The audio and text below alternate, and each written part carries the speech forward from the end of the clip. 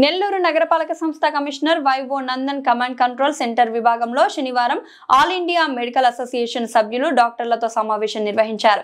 ఈ సమావేశంలో కమిషనర్ మాట్లాడుతూ నగరపాలక సంస్థ పరిధిలోని ప్రతి క్లినిక్, హాస్పిటల్స్ ట్రేడ్ లైసెన్సులు తప్పకుండా తీసుకోవాలని, బకాయిలు పూర్తిగా చెల్లించాలని అసోసియేషన్ సభ్యులకు తెలియజేశారు. ఈ సమావేశంలో ఆల్ ఇండియా మెడికల్ అసోసియేషన్ సభ్యులు కొన్ని సమస్యలను కమిషనర్ దృష్టికి తీసుకొని రాగా ఆయా సమస్యలపై సాధ్యాసాధ్యాలు పరిశీలించి పరిష్కరిస్తామని సభ్యులకు తెలియజేశారు.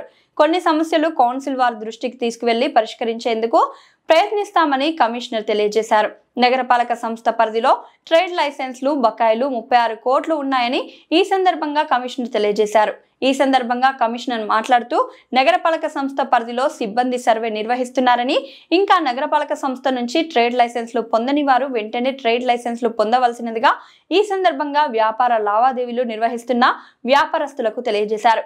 ఈ సమావేశంలో నగరపాలక సంస్థ deputy commissioner Chennudu, health officer doctor Kanakadri, all India medical association సభ్యులు, డాక్టర్లు, శానిటరీ సూపర్వైజర్లు, శానిటరీ ఇన్స్పెక్టర్లు సిబ్బంది పాల్గొన్నారు.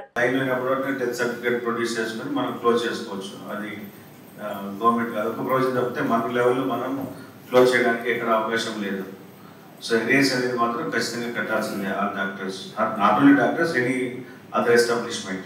అయితే ఇప్పుడు మీరు అన్నట్లుగా ఎరియర్ వే ఆఫ్ అనేటువంటిది మరొకరికే ఇస్తే ఆటోమేటిక్గా that is applicable to rest of the trades.